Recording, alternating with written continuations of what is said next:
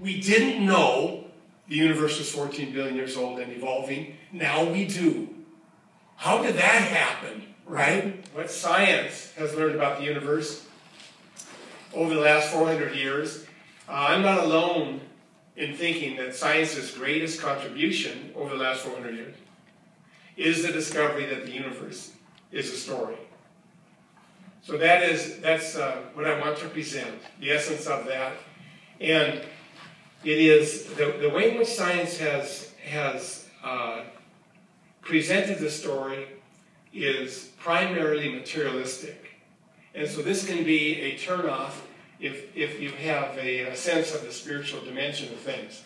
But what I want you to do is appreciate the fact that by focusing on the materialistic aspect, we've grounded our knowledge in what we can measure, something empirical. So it is, what science offers us is just the bare bones, the outline of a larger story. And so the day culminates in creating a new story. That is the essential task of those of us who have a sense of the creative energy of our time. I can't emphasize this point too much. Let me say it in a negative fashion. The scientists will not be able to provide it. The scientists will not be able to provide it because we have focused on the material aspect. But we're offering this. We're offering this for a poetic, a spiritual, a musical interpretation of what is there. So my focus then would be on giving you a sense of what we've learned and grounding it in the empirical detail, the known universe. So in a very simple way of saying it is, the known universe began 14 billion years ago. That's what we've discovered. The known universe began 14 billion years ago as very simple matter. And then over 14 billion years, it's complexified into this, where we find ourselves. That's astonishing, all right? Now, then the question always arises, well, but Brian, what happened before 14 billion years ago? Or are there places in the universe we don't know about yet, right? Those questions are unanswerable from a scientific point of view. We don't know if anything was around more than 14 billion years ago.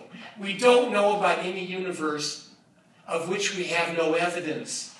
You see, science is actually a conservative view.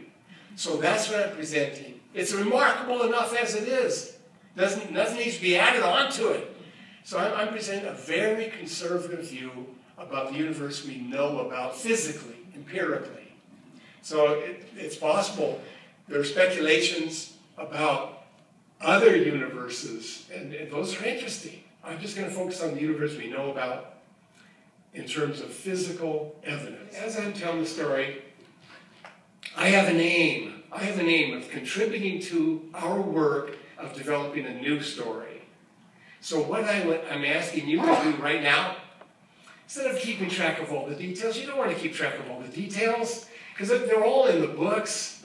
You know, any one of the books has the details, way more than I'm going to provide. But instead, try to track your feelings.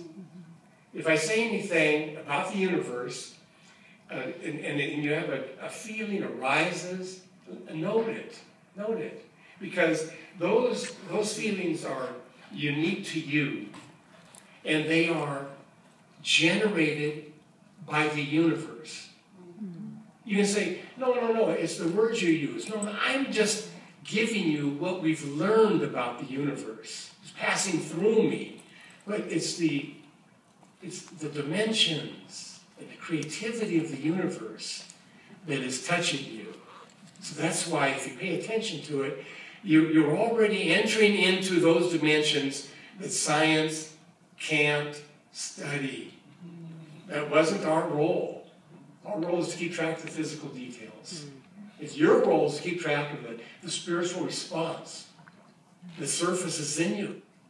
The new story that is coming forth, that we are creating right here today.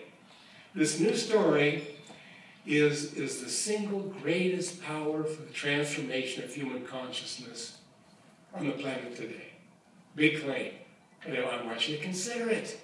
Maybe I'm wrong. Maybe it's only third. But it's up there. It's in the top 10. So it's what are the changes in consciousness that our new story will bring? And so where you can examine that most is what you're experiencing yourself today. Note them. You see? Look, it may take hundreds of years. I understand that. Maybe a long time in the future. So what? We're part of that now. It's the form of the human that exists on the planet today is going away. It's another form of humanity that's emerging. This has happened 4 or 5 times in the history of humanity. Those are the ones we know about. 4 or 5 fundamental transformations of consciousness. And each of them can be considered, from a biological point of view, as the emergence of a new species. The human species, out of the many millions and millions of species, the human species is that species that can reinvent itself without a change in its anatomy. The only species we know about that can do that. Without a change in its anatomy means with a change in its consciousness. So, to make it simple with the word consciousness, I'm going to make it really simple. Consciousness is the way in which we feel about the universe when we're not even thinking about it. It's sort of our baseline feeling of the universe. That's what I want to talk about. Affecting, changing.